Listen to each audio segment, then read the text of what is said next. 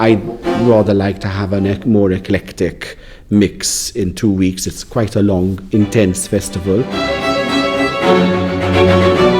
I prefer working up to in different genres, choirs, instrumental, chamber performances, solo performances, and give them a good mix and program them where everybody has a chance to sample something different. If people come for 4 days, if they come for 5 days, a week, they will have a nice variation.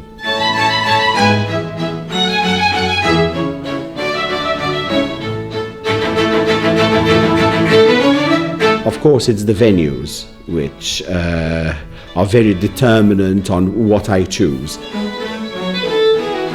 And the venues which are in Valletta exclusively, because the festival was originally conceived by me to be something which we would have for the Capital of Culture, which is in 2018. So basically it is a celebration of the beauty and the heritage of Valletta.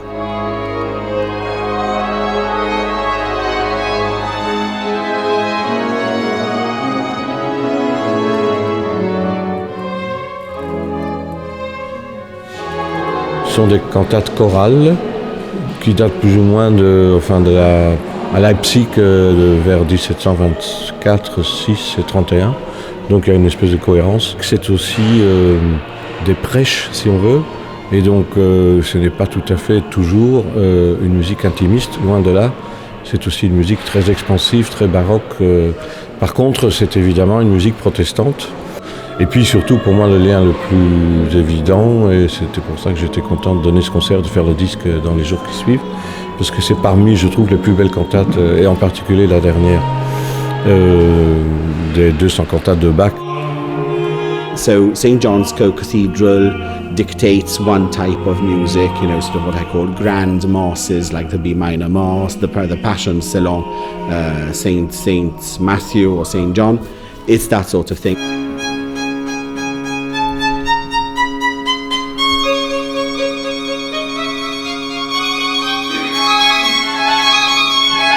And then the Manoel Theatre, for instance, which is an 18th century theatre, 1731, all'Italienne, dictates another type of music, like, for instance, the Four Seasons of Vivaldi, or, sort of wonderful Rameau suites, from the operas. I always have the menu in mind when I program. And Vivaldi being, in the finale, Vivaldi being an opera composer, operas of the time were all the arias were sort of stock kinds of arias. So you could have a war aria, you could have a hunting aria, and storm arias were also very, very common in operas. And the storms were used to depict tormented states of mind. It's not only just a depiction of a storm of nature, but a mental turmoil as well. It's very, very unusual to be given the chance to play in a theatre that was actually built during Vivaldi's time. And this kind of theatre, Vivaldi would have been very, very accustomed to. It is Baroque music par excellence. I mean, the time when Valletta was being built and made into the beautiful city that it is was basically 1566 to say 1798. That covers the perfect Baroque period. This is why it is a Baroque festival and not, sort of a 19th century romantic festival or contemporary festival. It's exclusively Baroque and Baroque music. So we have Vibe, which was set up obviously once the festival started in 2013. Vibe is Valletta International Baroque Ensemble, is the resident ensemble of the festival. And this is our third outing. The ensemble is very young, we're just 4 years old. And it started off before the festival started, there was a lot of talk happening, like Baroque music, Baroque festival. So we've managed, with the help of lovely artists who come from, for instance, the Orchestra of the Age of Enlightenment. We were talking, myself and Sally Jackson, who is a bassoonist, basically, with the Orchestra of the Age of Enlightenment, but she lives in Malta, and we started talking and said, wouldn't it be nice? And so the ensemble was formed. And they come to Malta to give master classes throughout the year on various instruments, like sackbats, like the wind instruments, the voice, etc. We more or less have 2 established performances within the festival. And throughout the year, we have master classes which lead to a concert. Vibe is a fusion, basically, of Maltese and musicians who are based in Malta, and we collaborate with foreign musicians. That's why we're called VALETTA International Baroque Ensemble.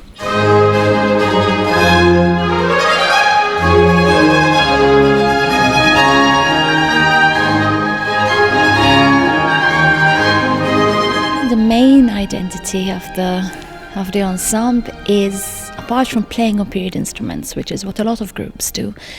So basically our identity stems from the fact that we have cultural diversity, that we are a lot of nationalities, different temperaments, different moods. The way we understand music is different. It's putting the energies together, which is giving it something, a very interesting twist. Our other identifying factor is obviously that we would like to promote music which is from these islands, and there's a lot of music which is in the archives, and basically we're starting to work on a repertoire which is dedicated to these islands, either from musicians who were born here and then moved abroad, or the musicians that were here, especially during the time of the Knights, for example, and that wrote a lot of music, and which is kind of, it was played during this period in this very country. So that is also an identifying factor of our ensemble. So there's a great wealth of music which musicians and musicologists are discovering, and we have them too in Malta. Before, Malta did not have any Baroque, historically informed performances of this sort of music before. The first time we had a really professional ensemble playing in Malta was the UBO, European Union Baroque Orchestra, had come to Malta, but they came in summer.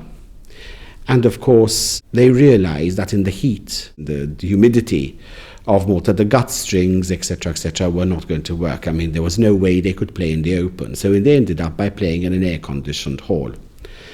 And that gave me the idea. I said, if they can't play in summer in the open air, that means they can play in winter in a closed environment. Then, of course, I said, right, and now we will have the presidency of the European Union for the first 6 months of 2017, and we will be capital of culture in 2018. That I said, right. I said, if we have a Baroque festival which kicks off in January, that will really create something interesting and different for what I call the cultural mix of Malta. VALETTA 18 is an event which is planned for 2018. Valletta will be the cultural city, or a city that throughout that year we will have quite a number of cultural events, but it has given Valletta the opportunity to upgrade itself. We have gone through a number of projects, and there is a lot of preparatory work that is happening.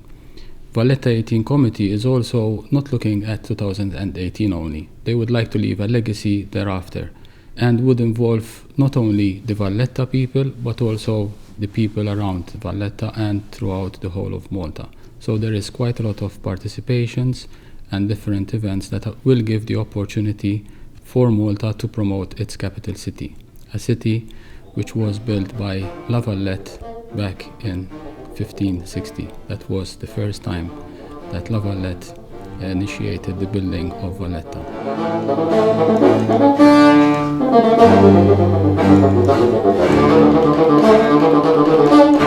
The Baroque Festival has been slowly growing throughout these last 3-4 years, and it has brought the attention of so many music lovers. And it's not only Europeans, but also Asian people that are visiting our island, and it has given us the opportunity to showcase not only the Baroque music, but also the many venues that we have. This festival is unique, primarily, one, because of the time of year. That is, I think, one of the unique factors, and that in the rest of Europe, there hardly is another festival that happens in January. The fact that it is on an island which is intrinsically, in a city which is intrinsically Baroque, we live, we breathe Baroque, and it's part of, we take it a little bit for granted, the architecture around us, it's kind of part of us. And we pass the monuments and the beautiful architecture in Valletta, and we're born with it. And the fact that this festival is deep within a city, which is a Baroque city, that is unique. The Maltese like a lot of music. We are people that like the outdoor, and we enjoy music, and we enjoy to party. And throughout the year, Malta has been organizing quite a number of different events. It starts the year with the Baroque Festival. It's a 2-week festival that covers quite a number of events and venues in Malta. But then we don't stop there in January. There are other events throughout the year covering from leisure, sports, and other activities that we go through the year. When it comes to music, we have quite a number of other activities that range from, as we're saying, the Baroque to the younger generation. We have in April an annual event by Lost and Found. Then we have the Isle of MTV, which is in summer. But also in summer we have Kalleya, that is an annual now event that has been happening for a number of years, and it is planned to continue. But as I was saying, we Maltese do enjoy our summer as well, because there is quite a number of village festas that organize their own activity, and we have outside bands practically every weekend. But there are also events that happen throughout the year where there is the Spring Festival, but towards the end of the year we also have activities in Gozo, but covering the opera. We have 2 special events that happen throughout October in Gozo, our sister island.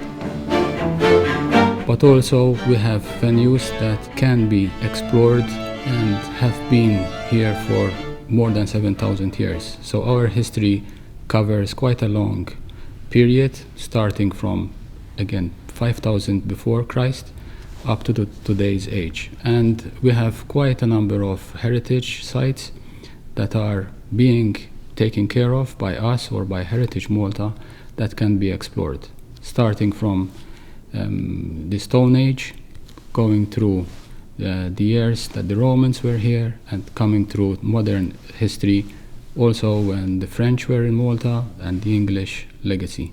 Quite a long history in such a small space of an island.